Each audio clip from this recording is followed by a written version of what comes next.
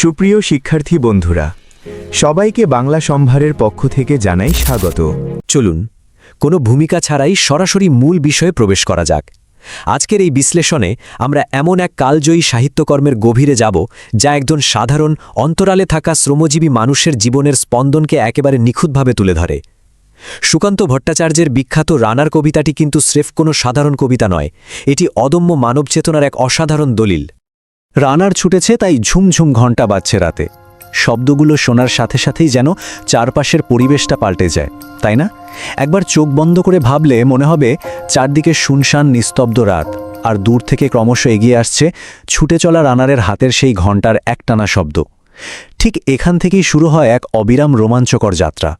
পর্ব ১, তরুণ বিদ্রোহী কবি। রানার নিয়ে কথা বলার আগে এর পেছনের অসাধারণ মানুষটিকে জানা খুব জরুরি।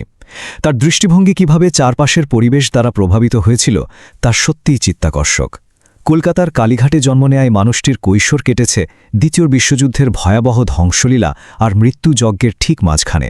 চারপাশের তীব্র সামাজিক বৈষম্য তাকে প্রবলভাবে নাড়া দিয়েছিল, আর এভাবেই তিনি হয়ে উঠেছিলেন নিপীড়িত এবং শোষিত শ্রমজীবী মানুষের এক আবেগপূর্ণ বলিষ্ঠ কণ্ঠস্বর। কিন্তু এর পরের তথ্যটি শুনলে রীতিমতো চমকে উঠতে হয়। মাত্র ২১, হ্যাঁ ঠিকই শুনেছেন, এই বিস্ময়কর সাহিত্য প্রতিভার জীবনাবসান ঘটেছিল মাত্র ২১ বছর বয়সে।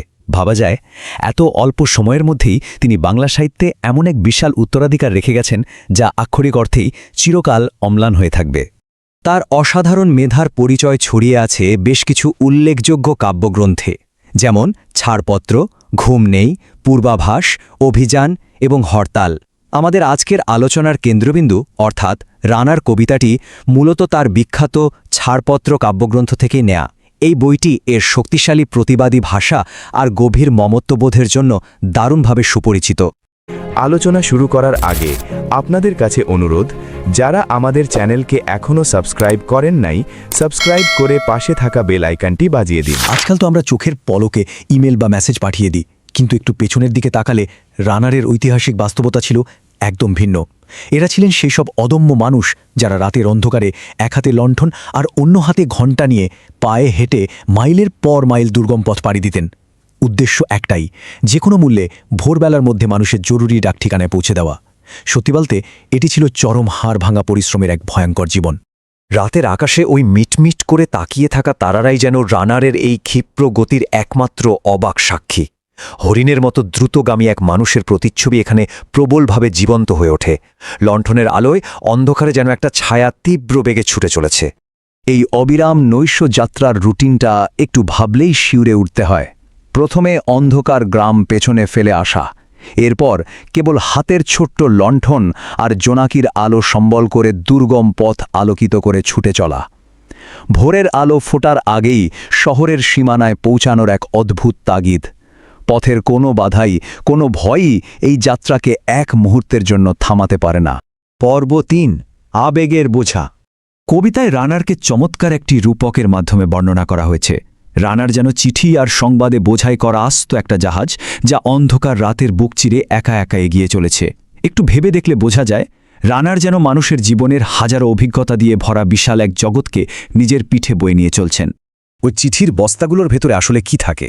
সেখানে থাকে মানুষের জীবনের অপার আনন্দ আর সুখের খবর, থাকে গভীর প্রেম আর আবেগের কথা, অমূল্য সব স্মৃতি, আবার কখনো কখনো থাকে অসহনীয় দুঃখ আর শোকের বার্তা। রানার একাই মানুষের আবেগেরই বিশাল পাহাড় বহন করেন, অথচ তার নিজের ঘরে হয়তো তার আপনজনেরা বিনিদ্র রাত জাগে কেবল তারই নিরাপদে ফেরার অপেক্ষায়। পর্ব ৪, দারিদ্র্য বনাম দায়িত্বর। এখানে এসে কবিতার সবচেয়ে হৃদয়বিদারক পরিহাসটি চোখে পড়ে। একদিকে তিনি পিঠে বয়ে নিয়ে চলছেন টাকার পাহাড়, অন্যদের জন্য পাঠানো বিপুল সম্পদ আর মানি অর্ডার, কিন্তু অন্যদিকে নিজের ক্ষুধা ও অভাবের জগৎ কালো ধোয়ার মতো মনে হলেও ওই বিপুল অর্থের একটি মুদ্রাও তার ছোঁয়ার কোনো অধিকার নেই। আক্ষরিক অর্থেই কাঁধে সম্পদের পাহাড়, অথচ হাত একেবারে শূন্য। এই পবিত্র দায়িত্ব পালনের পথে পদে পদে থাকে ভয়াবহ ঝুঁকি। রাতের নির্জন পথে লুকিয়ে থাকা দস্যুর ভয় তাকে তাড়িয়ে বেড়ায়, কিন্তু এর চেয়েও মর্মান্তিক সত্য হল সে দস্যুর চেয়েও বেশি ভয় পায় সূর্য ওঠাকে। ভাবা যায়, কারণ সূর্য ওঠার আগে ডাক পৌঁছে দিতে না পারার মানে হল নিজের কর্তব্যে চরমভাবে ব্যর্থ হওয়া। পর্ব ৫, অদেখা শোপ। জীবনের সব রাত্রিকে ওরা কিনেছে অল্প দামে। কবির এই উপলব্ধিটা লক্ষ্য করার মতো। সমাজ অত্যন্ত সামান্য কিছু অর্থের বিনিময়ে এই মানুষগুলো জীবনের সমস্ত রাত, তাদের সোনালী যৌবন, তাদের ঘাম আর ক্লান্তি সব কিছু যেন কিনে নিয়েছে। এটা সত্যি একটা রূঢ় বাস্তবতা। এর চেয়েও বড় ট্র্যাজেডি আর কি হতে পারে? সারা পৃথিবীর মানুষের সুখ দুঃখের খবর যে মানুষটা রোজ বয়ে বেড়ায়, তাকে কেউ কখনো ভুল করেও একটু সহানুভূতির চিঠি পাঠায় না। তার জীবনের অসীম দুঃখ, তার কষ্ট কেবল পথের ধুলো আর ঘাসি নীরবে অনুভব করে। রানারের নিজের ব্যক্তিগত শোক যেন চিরকাল কালো রাত্রির খামের ভেতরেই শক্তভাবে সিলগালা করা থাকে। রাতের অন্ধকার যেন পরম মমতায় তার দুঃখকে ঢেকে রাখে, আর বৃহত্তর সমাজ থেকে সে হয়ে পড়ে সম্পূর্ণ অদৃশ্য, উপেক্ষিত। পর্ব 6, ভোরের আহ্বান। এবার একটু খেয়াল করলে দেখা যাবে কবি কিভাবে রাত এবং দিনকে অসাধারণ রূপক হিসাবে ব্যবহার করেছেন। রাত এখানে কেবল অন্ধকার নয়, এটি সামাজিক নিপীড়ন, ভয় এবং ক্লান্তির প্রতীক। অন্যদিকে ভোরের পূর্বাভাস হল নতুন করে আশা জাগানো এবং কাপুরুষতাকে পেছনে ফেলে আসা। আর সূর্যোদয়? সূর্যোদয় হল প্রগতি এবং সামাজিক সাম্যের এক নতুন যুগের চূড়ান্ত সূচনা। এখানেই লুকিয়ে আছে কবির সেই চূড়ান্ত শপথ। কবির রানারকে এবং সেই সাথে পুরো শ্রমজীবী শ্রেণীকে আহ্বান জানাচ্ছেন এক নতুন বিপ্লবী খবর আনার জন্য। সব ভয়ে, সব ভীরুতা পেছনে ফেলে সমাজের অগ্রগতির ডাক পৌঁছে দিতে হবে। নতুন ভোরের দিকে প্রবল বেগে, দুর্দমনীয় সাহসে ছুটে চলতে হবে। এটি যেন এক বিশাল সামাজিক পরিবর্তনের ডাক। পুরো বিশ্লেষণের শেষে এটি একদম পরিষ্কার যে এই কবিতাটি কেবল নির্দিষ্ট কোনো একজন ডাকপিয়নের বন্দনা নয়, এটি বরং সেই অদম্য শ্রমজীবী শ্রেণীর প্রতি এক গভীর শ্রদ্ধাঞ্জলি, যারা নীরবে নিজেদের সর্বস্ব দিয়ে আমাদের এই সমাজটাকে সচল রাখে, অথচ সমাজ তাদের কোনো খবরই রাখে না। আমাদের চ্যানেলের ভিডিও ও আলোচনাগুলো যদি আপনাদের ভালো লাগে তাহলে লাইক ও সাবস্ক্রাইব করতে ভুলবেন না এবং বন্ধুদের মাঝে শেয়ার করুন।